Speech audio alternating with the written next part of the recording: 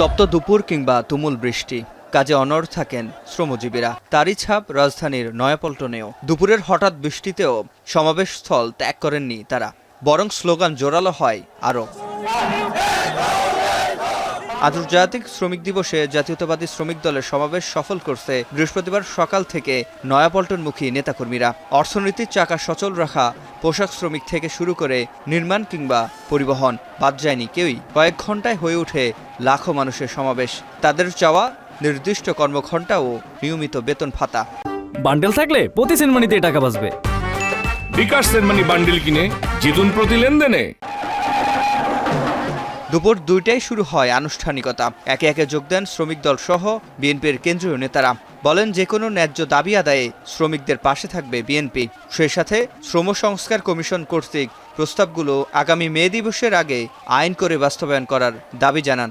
শ্রমিকদের যে কোনো আন্দোলন সংগ্রামে তাদের ন্যায্য দাবি আদায়ের সাথে জাতীয়তাবাদী দল বিএনপি ঢাকা মহানগর আপনাদের পাশে থেকে সকল সময় আপনাদের পাশে থাকবে। সম্প্রতি একটা শ্রম সংস্কার কমিশনের সুপারিশ সরকারের কাছে জমা হয়েছে।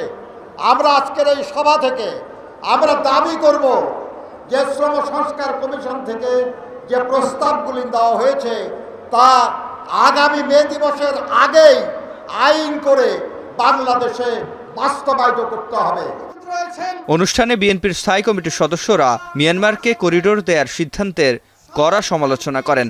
বলেন, দেশকে ঝুঁকিতে ফেলে কিছু করা হলে তার বিরুদ্ধে প্রতিরোধ করা হবে।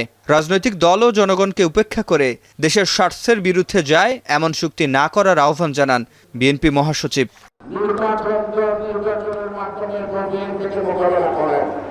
জনগণ যদি বিএনপিকে প্রত্যাখ্যান করে আমরা মাথা পেতে নেব। জনগণের কথার বাইরে কিছুই হবে না।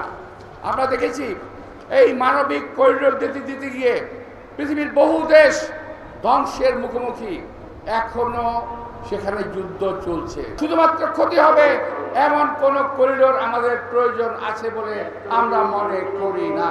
রাজনৈতিক দলগুলোকে ইগনোর করে, অবহেলা করে, জনগণকে অবহেলা করে এমন কোন চুক্তি করবেন না যে চুক্তি বাংলাদেশের স্বার্থের বিরুদ্ধে যাবে। শেষে বিএনপির ভারপ্রাপ্ত চেয়ারম্যান তারেক রহমান ভার্চুয়ালি যুক্ত হয়ে বলেন, করিডোর দেয়া না দেওয়ার সিদ্ধান্ত নেবে জনগণ ও নির্বাচিত সরকার। দেশের স্বাধীনতা সার্বভৌমত্বের সঙ্গে জড়িত এমন একটি স্পর্শকাতর বিষয় সিদ্ধান্ত নেওয়ার ক্ষেত্রে অন্তর্বর্তীকালীন সরকার কিন্তু জনগণকে জানায়নি। করিডোর দেওয়া না দেওয়ার বিষয় সিদ্ধান্ত আসতে হবে জনগণের কাছ থেকে। সিদ্ধান্ত আসতে হবে জনগণের প্রত্যক্ষ ভোটে নির্বাচিত জাতীয় সংসদের মাধ্যমে। জনগণের রাজনৈতিক অধিকার প্রতিষ্ঠার জন্য নির্বাচন প্রয়োজন উল্লেখ করে বলেন, সরকারের একটা অংশ সুপরিকল্পিতভাবে গণতন্ত্রকামী মানুষের মধ্যে বিভেদের সৃষ্টি করছে। জনগণের রাজনৈতিক ক্ষমতা নিশ্চিত করার জন্য, জনগণের ভোটের অধিকার প্রতিষ্ঠার জন্য প্রয়োজন নির্বাচন। সুনির্দিষ্টভাবে আগামী জাতীয় নির্বাচনের রূপরেখা ঘোষণা করুন। অন্তর্বর্তীকালীন সরকারের কর্মপরিকল্পনার পথনকশা গণতান্ত্রিকামী জনগণের সামনে সুস্পষ্ট থাকলে জনমনে সন্দেহ সংশয় কেটে যাবে। কেবল সভা, সেমিনার, বক্তৃতা আর আনুষ্ঠানিকতায় কেটে গেল 3 যুগ আন্তর্জাতিক শ্রমিক দিবসের।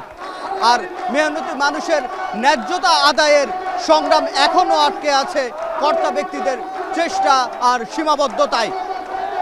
মালিক শ্রমিক এক হয়ে কবে গড়বে নতুন করে এদেশ, সে প্রশ্ন রেখেই সিফাত শাহরিয়ার, এখন ঢাকা।